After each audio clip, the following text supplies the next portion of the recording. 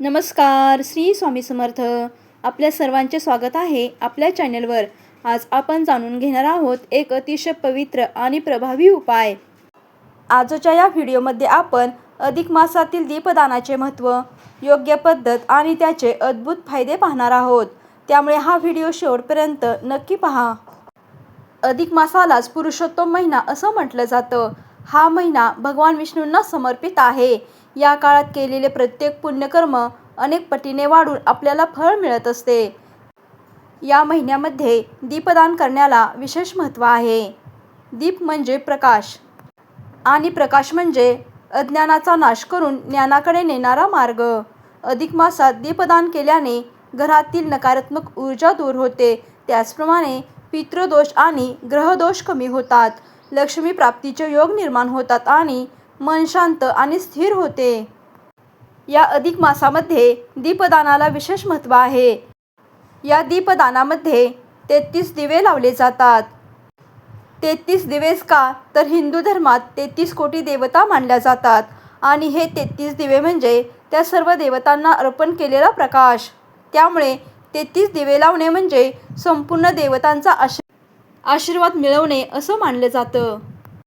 हे दीपदान करण्याची योग्य पद्धत म्हणजे सकाळी किंवा संध्याकाळी स्नान करून स्वच्छ कपडे घाला.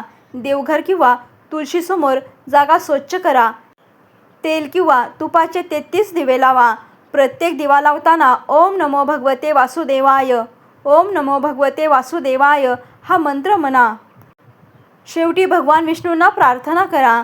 दीपदान करण्याची योग्य वेळ म्हणजे संध्याकाळची वेळ. ही सर्वात शुभ मानली जाते.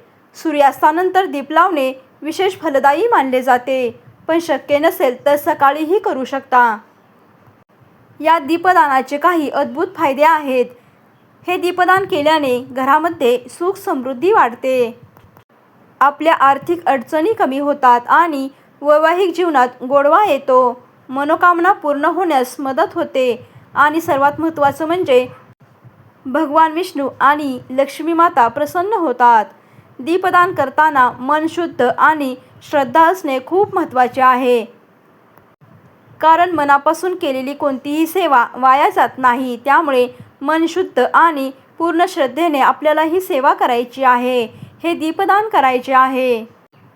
हा अधिक मास हा अत्यंत दुर्मिळ आणि पुण्याचा काळ आहे. या काळात दीपदान केल्याने आयुष्य उजळून निघते. त्यामुळे या अधिक मासामध्ये दीपदान करायला विसरू नका. जर तुम्हाला हा व्हिडिओ आवडला असेल तर लाईक करा, कमेंट करा आणि चॅनेलला नक्की सबस्क्राईब करा. धन्यवाद. श्री स्वामी समर्थ. जय जय स्वामी समर्थ. धन्यवाद.